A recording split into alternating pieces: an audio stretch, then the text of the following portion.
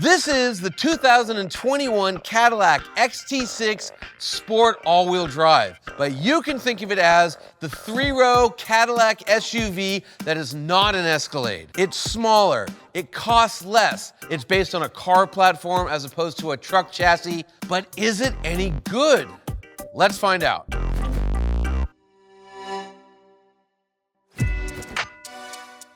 Two decades ago, when Cadillac introduced the Escalade, they very quickly realized they had a massive hit on their hands. People could not get enough of a humongous three-row luxury SUV. But if you go back 2 years ago, Cadillac had a problem because the next size SUV down from the Escalade was the pretty teeny XT5. It was a two-row SUV. Turns out that three-row luxury SUVs are on fire right now. Everybody wants one. So Cadillac had to do something. Now, what they could have done and probably should have done, since they are a luxury brand, is to create a brand new from scratch, premium, rear-wheel drive, crossover architecture. They didn't do that, they had to go quick, so they took the front-wheel drive two-row XT5 and they stretched it, creating the XT6. What does this compete with?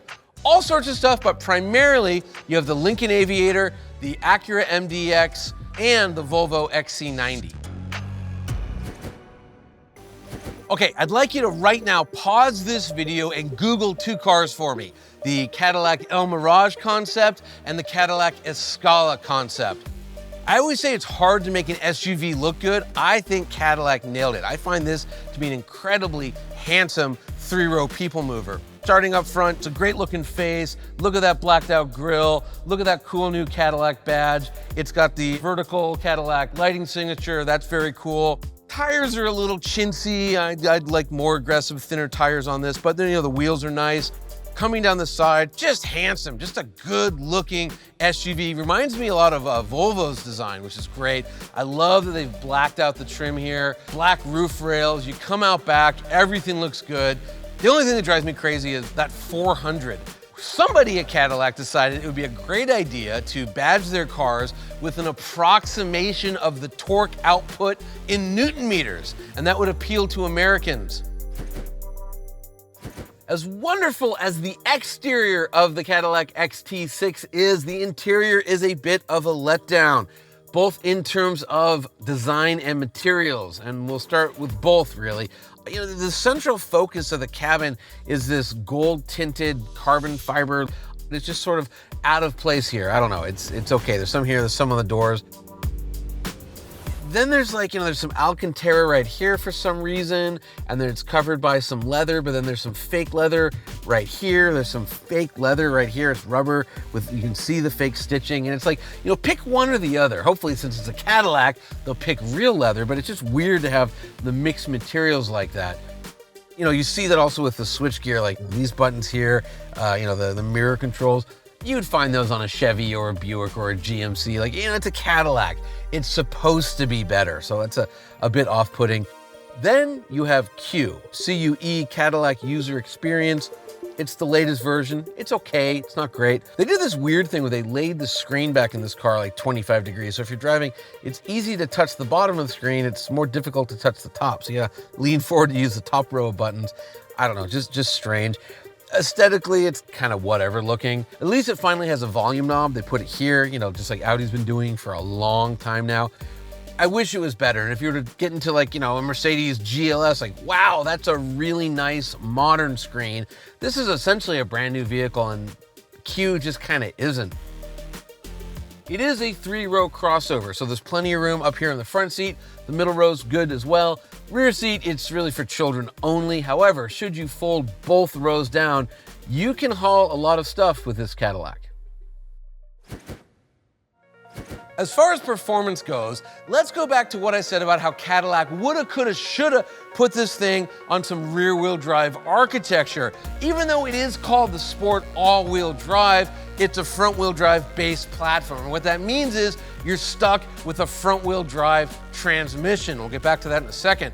Under the hood, you've got a naturally aspirated 3.6 liter V6, 310 horsepower, 271 pound-feet of torque, which competes well against, the Acura MDX and the Volvo XC90. Cadillacs, I think that they're supposed to be powerful, right? A design this good looking, it's supposed to blow by people so they can see the whole thing. Now, why is that? You know, and doesn't Cadillac have that great twin turbo 3-liter V6 that's in the CT5 that can make a ton more power? Yes, but it cannot hook up to this 9-speed automatic front-wheel drive based transmission. As far as mileage goes, 18 miles per gallon around town, 25 miles per gallon on the highway. The Cadillac XT6 is a very safe SUV. It has an overall 5-star crash rating, and the IIHS has called it a top safety pick plus for 2021. The XT6 has almost every safety bell and whistle standard. I say almost every because this thing actually does have a lot of optional safety gear on it, including a night vision camera system. How much?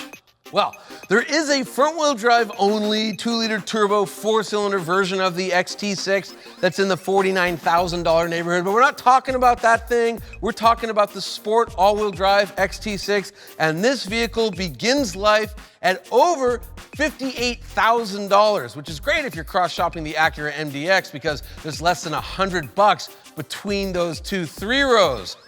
The Acura is cheaper. The XT6 is a few $1,000s less than the Lincoln, it's a few thousand less than the Volvo, and it's a few thousand less than the Mercedes, but that's base price. As it sits, as it's equipped, this XT6 is over $72,000. If there's one thing I want you to take away about the 2021 Cadillac XT6 Sport all-wheel drive, it's that it's a pretty good crossover. I mean, think about it, right? It's very good looking, it's very safe, it's good to drive, it's a decent value. You know, it's a nice family 3-row SUV.